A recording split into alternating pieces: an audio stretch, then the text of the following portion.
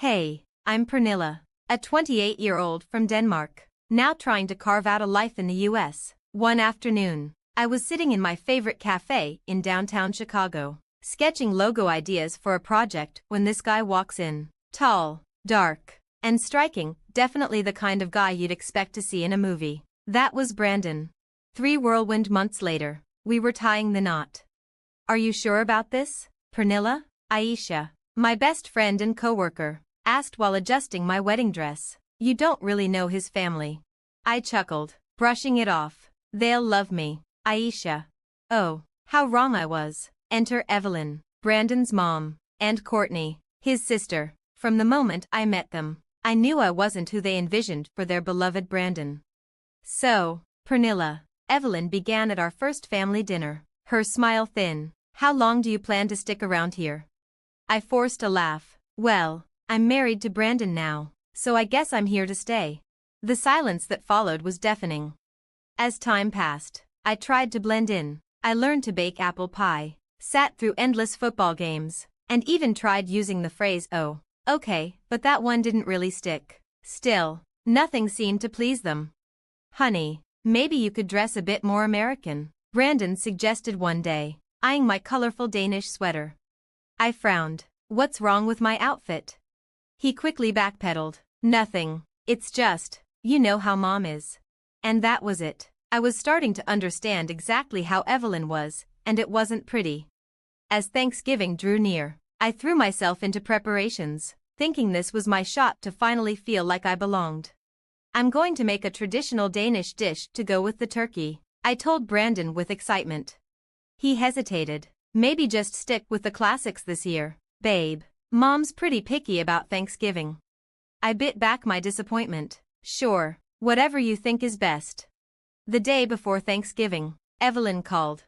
Pernilla, darling, why don't you come over early to help with everything?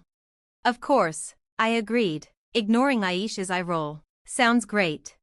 Oh, and don't worry about bringing anything, we've got it all covered. I hung up, and Aisha shook her head. Girl, you're setting yourself up for heartbreak. I sighed. They're family now, Aisha, I've got to try. The next morning, Brandon and I drove to his family's house in the suburbs. As we approached the door, he squeezed my hand. Excited for your first American Thanksgiving? I nodded, the knot in my stomach growing, as ready as I'll ever be. Little did I know, I was about to walk into a nightmare. The moment I stepped into Evelyn's kitchen, I felt the air thicken with tension. The aroma of roasting turkey mingled with an undercurrent of subtle hostility. Oh, Pernilla, darling, Evelyn said sweetly, why don't you set the table? The fine china's in the cabinet. I nodded, eager to help, but before I could reach the plates, Courtney swooped in. I've got it, Mom. Pernilla probably doesn't know how we do things here. The digs kept coming. Every family story conveniently left me out. Every tradition was explained to me as if I were a child. We always watch the parade, Pernilla. It's a big American thing, Courtney said slowly, as though I might not get it. Finally, we sat down to eat. My plate looked a little different. The turkey looked strange. The texture was off. Enjoy your meal, everyone, Evelyn said, her eyes gleaming as they met mine.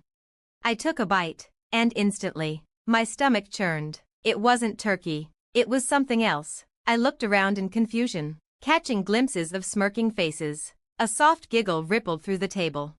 Is something wrong, Pernilla? Brandon's uncle asked innocently. And that's when it hit me, this wasn't turkey. It was dog food. My stomach turned. Oh my God, I whispered, pushing my chair back. What is this? Evelyn's laughter rang out. Oh, come on, Pernilla. It's just a joke. You're too sensitive. I looked at Brandon, hoping for some support, but he just sat there, offering me a weak smile. Babe, it's just teasing. It's no big deal. No big deal? I felt like I was going to lose it. Without saying another word, I grabbed my purse and rushed out the door, ignoring the calls from behind me. As I drove away, tears blurred my vision. Memories of every slight, every cold reception, rushed through my mind, Evelyn spilling wine on my favorite dress, Courtney not inviting me to her engagement party, Brandon never standing up for me. My phone buzzed incessantly. Brandon's texts ranged from dismissive to pleading. It was just a prank. Don't overreact. Come back. Please. You're embarrassing me. My family thinks you can't take a joke.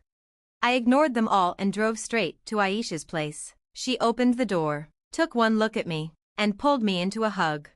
What happened? She asked, guiding me to the couch. I sobbed and told her everything. As I spoke, Aisha's face grew more serious. That's it, she said firmly. You're leaving him tonight.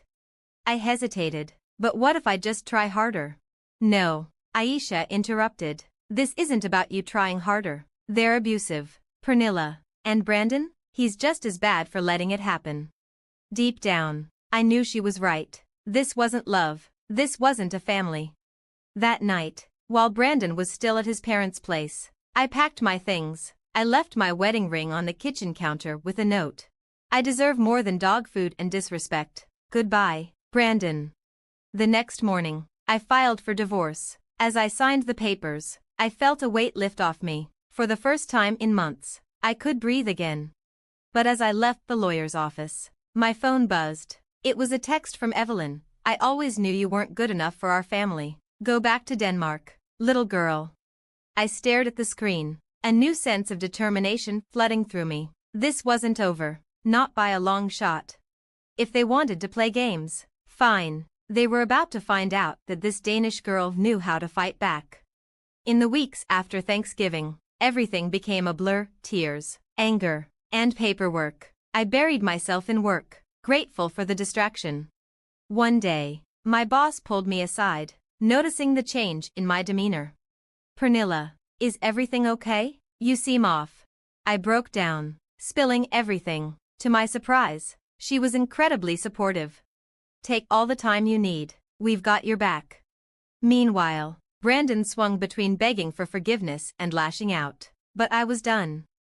Baby, please. It was just a harmless prank. We can sort this out, he begged. But the next day, his tone shifted. You're being ridiculous. My family is right. You're way too sensitive. Yet, his family stayed consistent in their attacks. Whispers spread through our social circle, painting me as a gold digger and someone who didn't fit in culturally. Aisha, my rock, stood by me like a shield. Ignore those snakes. You're better off without them.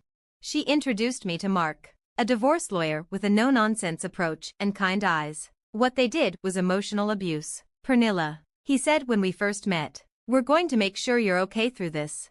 One sleepless night, I began writing. I poured my feelings and experiences into a blog post. And to my surprise, it went viral almost overnight. Messages flooded in. This happened to me too. You're so brave for speaking out. And I thought I was the only one dealing with toxic in-laws. Suddenly, I had a platform. People were listening and sharing their own stories of mistreatment and cultural insensitivity.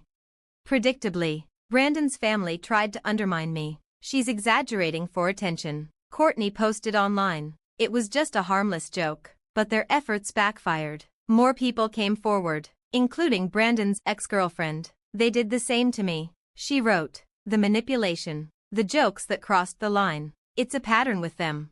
With Aisha and Mark's support, I gathered these testimonies, building a case that extended beyond my own experience. Pernilla, Mark said one evening, looking over the evidence, I think it's time to go public.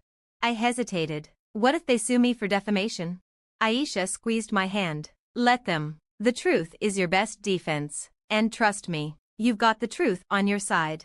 As I prepared to share my story with a major online publication, a mix of fear and determination washed over me. This wasn't just about me anymore. It was for everyone who'd ever been belittled by those who were supposed to care. I took a deep breath and began typing.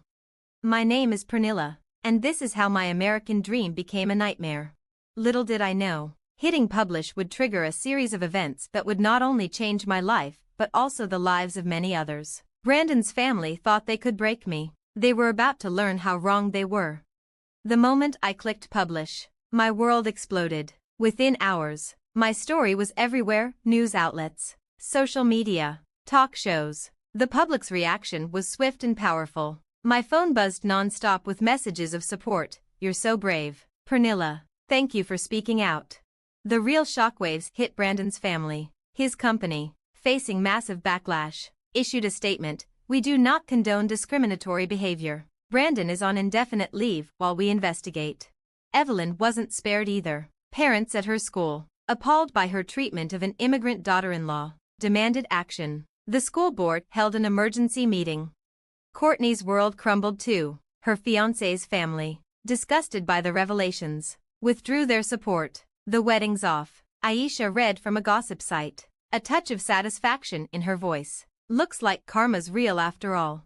Meanwhile, my blog gained momentum. It became a platform for others to share their stories of family abuse and cultural insensitivity. I was overwhelmed by the response. Pernilla, my agent, yes, I had an agent now, said, "We've got offers for book deals, speaking engagements. People want to hear your story." It felt surreal. The girl who once felt voiceless now had the world's attention. Amid the chaos, Brandon tried one last time to reach out. He showed up at my new apartment, looking disheveled. "Pill, please. I'm sorry, I didn't realize. Can we start over?" I looked at him, the man I once loved, and felt nothing. "No, Brandon, we can't. Goodbye." As I closed the door, I knew that chapter of my life was over. But as one door closed, others opened. My graphic design career took off. Clients, impressed by my work and my story, began reaching out. "I'm starting my own agency," I told Aisha over celebratory drinks, focusing on empowering immigrant-owned businesses. She raised her glass to new beginnings and sweet justice. A year flew by in a whirlwind of success. My book became a bestseller. My speaking engagements sold out, and my agency thrived. Then came some unexpected news. Brandon's family business, the source of their wealth and status, was struggling. Boycotts and bad press had taken a toll. They're selling off assets, Mark told me during a catch-up call. Looks like the mighty have fallen. I felt a sense of closure, not sadness. The final victory came when I was nominated for an advocacy award, recognizing my work in immigrant rights and family abuse awareness. Standing on stage to accept the award, I saw my entire journey flash before me: the scared, lonely immigrant girl, the betrayed wife, and now, a woman strong, successful, and proud of her scars. "This award," I said into the microphone, "is for everyone who's ever felt alone in a foreign land or unwelcome in their own family. You are seen, you are heard, and you are worthy of love and respect." As the applause echoed, I thought about Brandon's family. Their cruelty was meant to break me, but instead, it had shaped me into something stronger than they could have ever imagined. I left the stage, award in hand, ready to write the next chapter of my life on my own terms, with the strength of my experiences behind me. And that was the conclusion of Pernilla's journey from victim to victor. So, here's a question for you. Was Pernilla right to expose Brandon's family, or did she cross a line in her pursuit of justice? Where do you think the line is between standing up for yourself and seeking revenge? Let us know your thoughts in the comments below. Thanks for watching. See you again in the next video. Stay stunned.